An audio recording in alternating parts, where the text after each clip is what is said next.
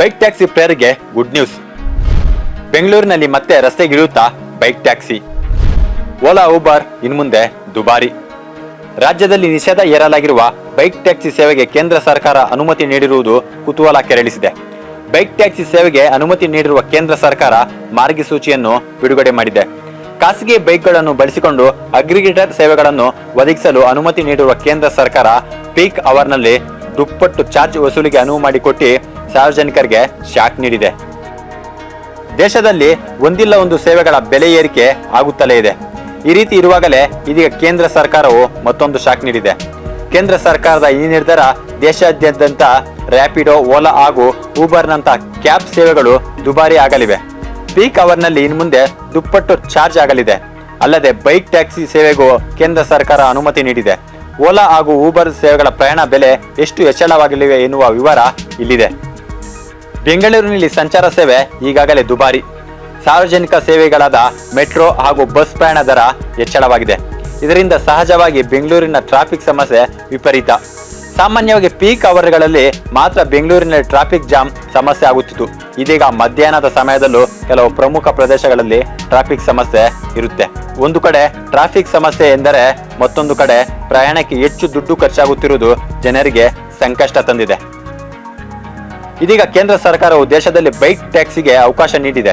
ಕೇಂದ್ರ ರಸ್ತೆ ಸಾರಿಗೆ ಮತ್ತು ಹೆದ್ದಾರಿ ಸಚಿವಾಲಯವು ಈ ವಿಚಾರದಲ್ಲಿ ಮಹತ್ವದ ನಿರ್ಧಾರವನ್ನು ತೆಗೆದುಕೊಂಡಿದೆ.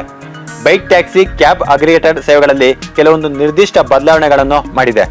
ಇದರ ನೇರ ಪರಿಣಾಮ ಸಾರ್ವಜನಿಕರ ಮೇಲೆ ಆಗಲಿದೆ. ಮುಂದಿನ ದಿನಗಳಲ್ಲಿ ಪೀಕ್ ಅವರ್ನಲ್ಲಿಯೂ ಬೆಲೆ ಏರಿಕೆ ಆಗಲಿದೆ. ಅದು ಸಹ 2 ಪಟ್ಟು ಹೆಚ್ಚಳ. ಬೈಕ್ ಟ್ಯಾಕ್ಸಿಗಳ ಸೇವೆಗೆ ಕೆಲವೊಂದು ಕಾನೂನಾತ್ಮಕ ಸಮಸ್ಯೆಗಳಿತ್ತು. ಅಲ್ಲದೆ ಕರ್ನಾಟಕದಲ್ಲಿ ಈ ಸೇವೆಯನ್ನು ನಿಷೇಧಿಸಲಾಗಿತ್ತು. ಒಟ್ಟಾರೆ ಈ ಸೇವೆಗಳಲ್ಲಿ ಕೆಲವೊಂದು ಮಹತ್ವದ ಬದಲಾವಣೆ ಆಗಲಿದೆ. ಸರ್ಚ್ ಪ್ರೈಸಿಂಗ್ ಹೆಚ್ಚಳ. ಓಲಾ ಹಾಗೂ ಊಬರ್ನಂತಹ ಕ್ಯಾಬ್ ಅಗ್ರಿಗೇಟರ್ಗಳು ಸರ್ಚ್ ಪ್ರೈಸಿಂಗ್ ಬೆಲೆ ಹೆಚ್ಚಳ ಮತ್ತು ಕಡಿಮೆ ಮಾಡುವುದಕ್ಕೆ ಅವಕಾಶ ಕೊಡಲಾಗಿದೆ. ಸರ್ಕಾರಗಳು ನಿಗದಿ ಮಾಡಿರುವ ದರಕ್ಕಿಂತ ಹೆಚ್ಚು ಮತ್ತು ಕಡಿಮೆ ಮಾಡುವುದಕ್ಕೆ ಅವಕಾಶ ನೀಡಲಾಗಿದೆ. ಕ್ಯಾಬ್ಗಳಿಗೆ ಡಿಮ್ಯಾಂಡ್ ಕಡಿಮೆ ಇದ್ದರೆ ಮೂಲ ಬೆಲೆಗಿಂತ 50% ದರ ಕಡಿಮೆ ಮಾಡಬಹುದು. ಅಥವಾ ಡಿಮ್ಯಾಂಡ್ ಜಾಸ್ತಿ ಹಾಗೂ ಪೀಕ್ ಅವರ್ನಲ್ಲಿ ಬೆಲೆ ಮೂಲ ಬೆಲೆಗಿಂತ ಬರೋಬ್ಬರಿ 2 ಪಟ್ಟು ಹೆಚ್ಚಳ ಮಾಡುವುದಕ್ಕೆ ಆಯಾ ಕಂಪನಿಗಳಿಗೆ ಅವಕಾಶ ನೀಡಲಾಗಿದೆ.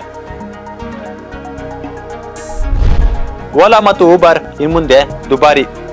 ಕರ್ನಾಟಕವು ಸೇರಿದಂತೆ ದೇಶಾದ್ಯಂತ ಓಲಾ, ಊಬರ್, ರ್ಯಾಪಿಡೋದಂತಹ ಕ್ಯಾಬ್ ಅಗ್ರಿಗೇಟರ್ಗಳಿಗೆ ಪೀಕ್ ಸಮಯದಲ್ಲಿ ಮೂಲ ದರದ 2 ಪಟ್ಟು ಹೆಚ್ಚು ಶುಲ್ಕ ವಿಧಿಸಲು ಅವಕಾಶ ನೀಡಿದೆ. ಇದಕ್ಕೂ ಮೊದಲು ಈ ಅಗ್ರಿಗೇಟರ್ಗಳು ಪೀಕ್ ಸಮಯದಲ್ಲಿ ಮೂಲ ದರದ 1.5 ಪಟ್ಟು ಸರ್ಚ್ ಬೆಲೆ ಅಥವಾ ಡೈನಾಮಿಕ್ ದರ ವಿಧಿಸಬಹುದಾಗಿತ್ತು. ಇದನ್ನು ಈಗ ಹೆಚ್ಚಿಸಲಾಗಿದೆ. ಕರ್ನಾಟಕದಲ್ಲಿ ಮತ್ತೆ ಬರುತ್ತಾ ಬೈಕ್ ಟ್ಯಾಕ್ಸಿ. ಕರ್ನಾಟಕದಲ್ಲಿ ಬೈಕ್ ಟ್ಯಾಕ್ಸಿ ಸೇವೆ ಸದ್ಯಕ್ಕೆ ಬ್ರೇಕ್ ಬಿದ್ದಿದೆ. ರಾಜ್ಯ ಸರ್ಕಾರದ ಸ್ಪಷ್ಟ ಮಾರ್ಗಸೂಚಿ ರೂಪಿಸುವವರೆಗೂ ಬೈಕ್ ಟ್ಯಾಕ್ಸಿ ಸೇವೆ ಸಾಧ್ಯವಿಲ್ಲ ಎಂದು ಹೈಕೋರ್ಟ್ ತನ್ನ ಆದೇಶದಲ್ಲಿ ತಿಳಿಸಿದೆ. ಇದೀಗ ಕೇಂದ್ರ ಸರ್ಕಾರವು ಬೈಕ್ ಟ್ಯಾಕ್ಸಿ ಸೇವೆಗೆ ಅನುಮತಿ ನೀಡಿ ಮಾರ್ಗಸೂಚಿ ಬಿಡುಗಡೆ ಮಾಡಿದೆ. ಕೇಂದ್ರ ಸರ್ಕಾರ ಅನುಮೋದನೆ ನೀಡಿದ್ದರೂ ಈ ಬಗ್ಗೆ ಅಂತಿಮ ನಿರ್ಧಾರ ತೆಗೆದುಕೊಳ್ಳುವ ಹಕ್ಕು ರಾಜ್ಯ ಸರ್ಕಾರಕ್ಕಿರುತ್ತದೆ ಎಂದು ಸ್ಪಷ್ಟಪಡಿಸಲಾಗಿದೆ. ಕೇಂದ್ರ ಸರ್ಕಾರದ ಈ ನಿರ್ಧಾರದಿಂದ ಹೆಚ್ಚುವರಿ ಆದಾಯಕ್ಕಾಗಿ ಬೈಕ್ ಟ್ಯಾಕ್ಸಿಗಳನ್ನು ಓಡಿಸುತ್ತಿದ್ದ ಲಕ್ಷಾಂತರ ಯುವಕ ಯುವತಿಯರಲ್ಲಿ ಆಶಾಭಾವನೆ ಮೂಡಿದೆ. ಮಿತವ್ಯಯ ಮತ್ತು ತ್ವರಿತ ಸೇವೆಯ ಕಾರಣಕ್ಕಾಗಿ ಈ ವಾಹನಗಳನ್ನು ಆಶ್ರಯಿಸಿದ್ದ ಜನರಿಗೆ ಕೇಂದ್ರ ಸರ್ಕಾರದ ಈ ನಿರ್ಧಾರ ಸಂತಸ ತಂದಿದೆ. ಈಗ ಬೈಕ್ ಟ್ಯಾಕ್ಸಿ ಮತ್ತು ಆಟೋ ಸವಾರರ ನಡುವಣ ಜಟಾಪಟಿಗೆ ತಾರ್ಕಿಕ ಅಂತ್ಯ ಹೇಳುವ ಹೊಣೆ ರಾಜ್ಯ ಸರ್ಕಾರದ್ದು. ಇದುವರೆಗೂ ಕಾಯ್ದೆಯಡಿ ಅವಕಾಶವಿಲ್ಲ ಎಂದು ಹೇಳುತ್ತಿದ್ದ ರಾಜ್ಯ ಸರ್ಕಾರ ಇನ್ನು ಇದೇ ನೆಪ ಇಟ್ಟುಕೊಂಡು ಕಾಳ ತಳ್ಳುವಂತಿಲ್ಲ.